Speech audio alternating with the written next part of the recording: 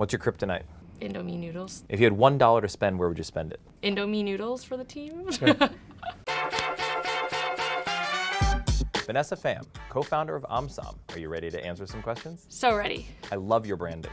Who did it and what was the brief? So my sister and I were co-founders. We worked on the brand strategy together, and then we worked with Outline, an agency, to bring that to a visual identity, which was to be loud, proudy, rambunctious. What does Omsom mean? That's exactly what it means. So it's actually based on a Vietnamese word, which means noisy and rambunctious.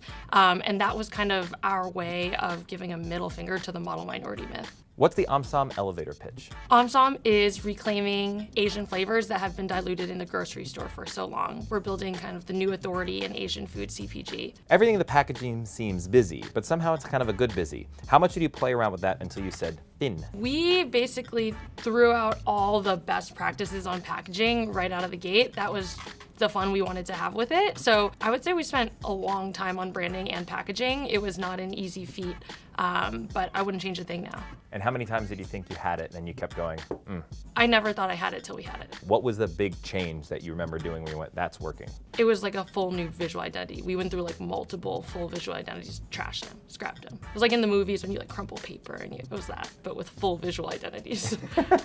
Let's dissect the packaging for a minute. How did you land on such an unconventional font? Just a lot of dialogue and discussion, soul searching on like what we wanted our energy to be, and that translated into that font that kind of looks like a tattoo. It's inspired by many different things. Tattoos, and then also like the strokes of brush work, but not too on the nose. What's your dream for Omsom? Our dream for Omsom is to be a brand that continues to honor and celebrate Asian communities and the Asian communities we represent, while being extremely prevalent in America, to be a staple in American pantries, and people of all backgrounds, all ages.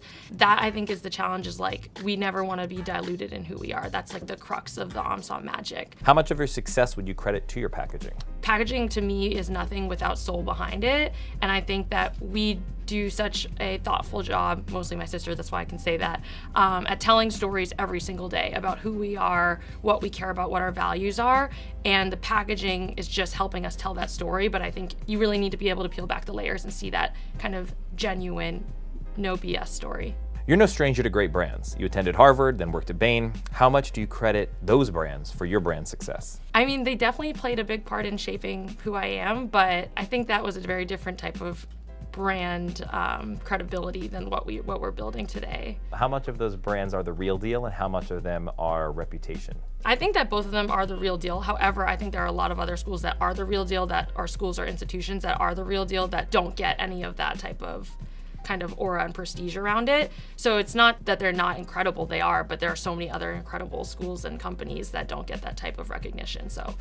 Yeah. You created this brand with your sister. How do you divide and conquer? So she is our creative, basically our creative spirit. So she does everything, community, content, organic, and brand marketing. And then I do kind of the full range of other things. So I do product and R&D, performance marketing, fundraising, finance strategy, and operations and logistics. And now we are at our Flow Code Flow question. So this season we have a sponsor called Flowcode. And Flowcode is basically a next generation kind of QR technology that you could just take your phone, the camera scans it, and you're immediately given to your own custom flow page. They will make one for you. So imagine you're gonna have an Omsom one. Everyone will see on their screens there will be a Flowcode. What would you love your Flowcode to link to?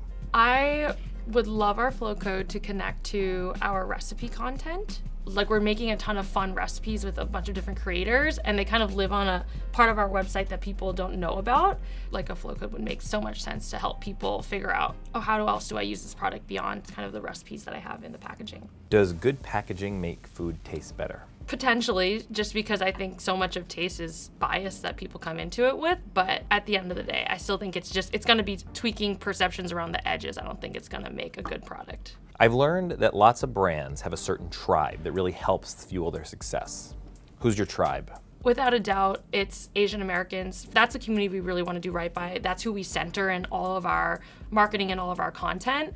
And, obviously that doesn't mean we're not inclusive. Like, our universe and our community beyond that stretches far and wide, but like our core kind of like ride or die community, it's got to be Asian Americans. How do you and Kim resolve disagreements? I mean, we just hash it out the way sisters do since 1994. That's what we've been doing, so we know how to do it well. Besides sales, what metrics do you look at to determine the health of your brand? I think one of the biggest ones that I'm looking at is a path to profitability. Like from day one, as a management consultant, I can't not.